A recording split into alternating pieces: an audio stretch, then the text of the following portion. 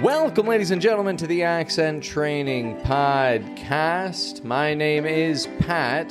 I'm your personal American accent coach.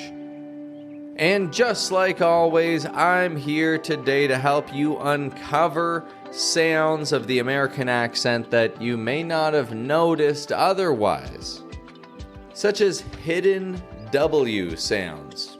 W sounds that aren't always spelled, but we do have to move the lips to make a W sound to pronounce them. Words like hour, doing, or the difference between the words flower and flower.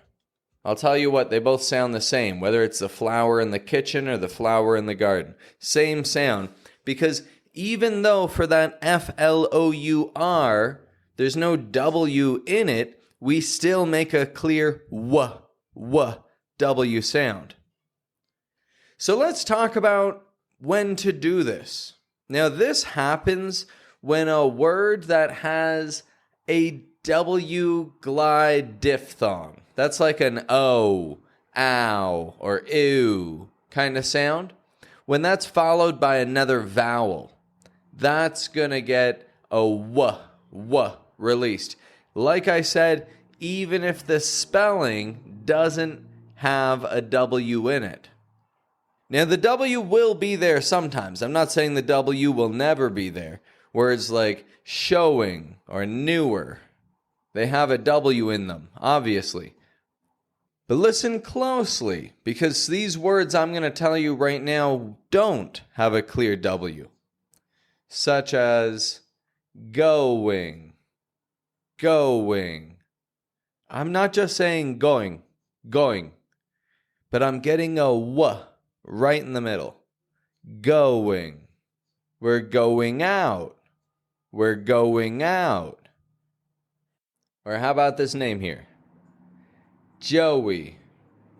Spelled J-O-E-Y, but we pronounce a W in the middle.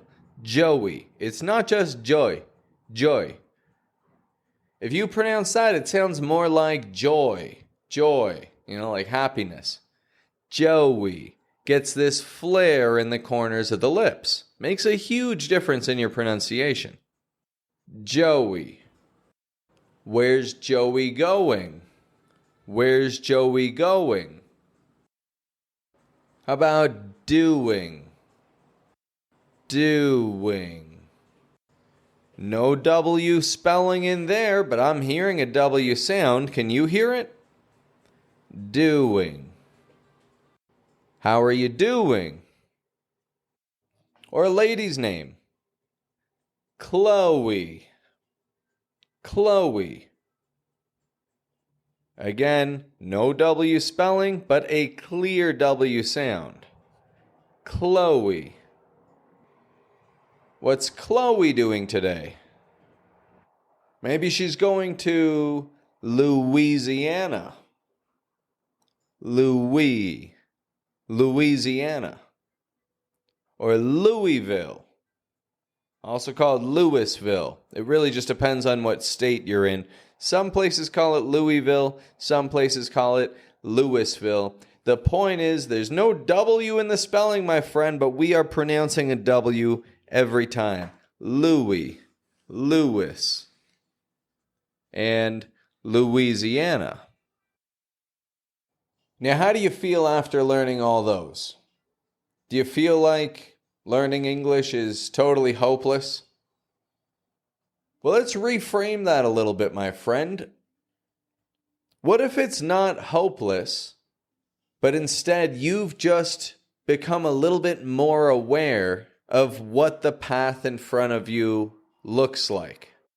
Yes, there is now another sound that you've got to start listening for and developing to strengthen your spoken English, and that seems difficult. But before listening to this episode, you would have gone, your whole life totally blind to what this key difference is between you and native English speakers. So it's not hopeless, my friend. We've actually just gotten you 1% closer to your goal. Now, if you want to hold on to that 1%, You've got to implement this. And that's what the next steps are. I've got a task for you here. Listen closely. In the description of this podcast episode, you're going to find a Google Doc. Nothing that you need to download or anything like that, but some class materials that I've created for you and anybody who uses them to develop some American accent habits. Your job is to watch or listen to something that has American English speakers as main characters. You want to record on here what you watched or listened to, how long you watched it for. Was it 10 minutes? Was it an hour? And then you want to identify 5 or more words with an off glide or an idiomatic expression using an off glide. I wish I could do this for you. I really do. And if I could, I would. That would be my gift to you. But I can't do it for you. I can only provide you the materials and provide you the instructions, and it's up to you to implement on it. So for those of you who are learners of high ambition and you don't want to waste time, you just want to get directly onto a task that's going to move the needle for you, I'm leaving a link in the description of this podcast episode. It's got 3 actionable steps for you to take to see some development and make your English speaking a little bit smoother over the next week. So you have your tasks now, my friend. If you're serious about accent training, I know that you're going to take a little time and act on them. And if you aren't already, make sure that you're following the Accent Training Podcast if you want to learn more lessons about the American accent and be updated whenever I've got new content out for you. Have a good one, my friend.